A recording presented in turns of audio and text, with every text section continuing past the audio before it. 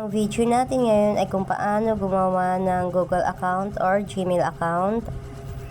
Punta tayo sa ating mga ginagamit na browser. I-search natin ang create Gmail account. Wait natin. Pag andito na tayo, scroll down natin. So makikita natin siya, yung color blue. Scroll down natin para makita pa natin kung ano yung nasa baba. Pag okay na, pindutin na natin yung create an account.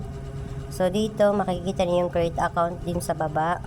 Pindutin natin. Pag pindot natin, ito yung makikita natin. For my personal use, for my child, for work, or my business. So pili na lang kayo dyan kung ano ba ang gagamitin nyo, gagawan nyo ng Gmail. Sa akin, for personal use, kaya yun ang pinindot ko. Dito na tayo mapupunta sa first name and last name. Ilagay nyo lang yung pangalan nyo. Yung last name nyo is optional.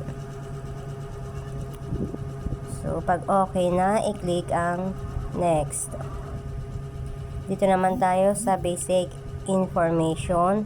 Ilalagay nyo dyan yung birthday and gender nyo.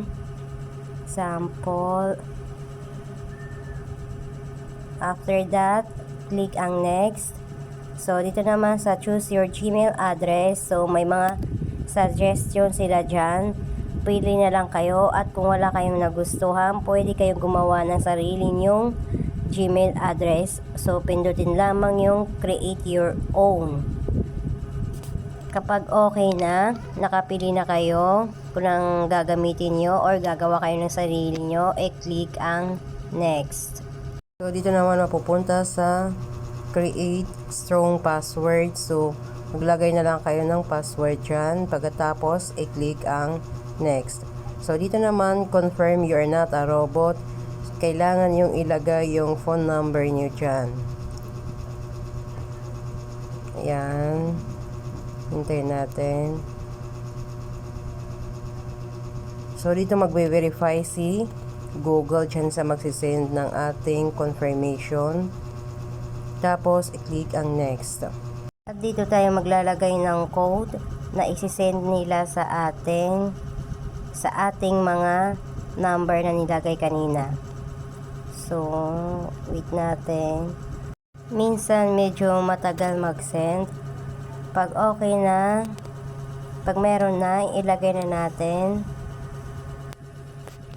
Tapos, i-click ang next. So, naglo-loading na siya.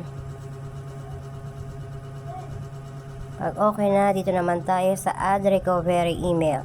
So, kung wala ka pang email na nauna or nagawa, i-click ang skip. Kung meron naman, click ang next. At dito na tayo sa review your account info. You can use this info when you need to assign in. So, tandaan nyo na lang yung mga Gmail na inyong napili. At yung recovery mobile number. Tapos, i-click ang next. Wait lang natin. Dito naman tayo sa privacy and terms. So, basahin nyo na lang para may mga ideas kayo. Tapos, i-click ang I agree. Dito naman nag-required ng update ang aking Gmail. So, i-update ko muna. Pag okay na, i-open na natin ang ating ginawang Gmail. And then, loading siya. So, guys, pag open natin ang ating Gmail, pindutin natin ang add another account para ma-open natin yung ating ginawa kanina. So, ayan. Tapos, scroll down, then, yes, I'm in. Tapos, I agree. So, just wait a second.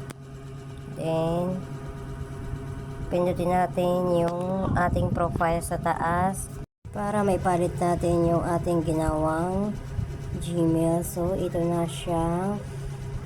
Hi, a better Android experience is waiting for you. So, then, get started. So, pwede nyo lang i-settings, ayusin yung settings niya. So, yan lamang po. Sana nakatulong po sa inyo ang video na ito. Salamat!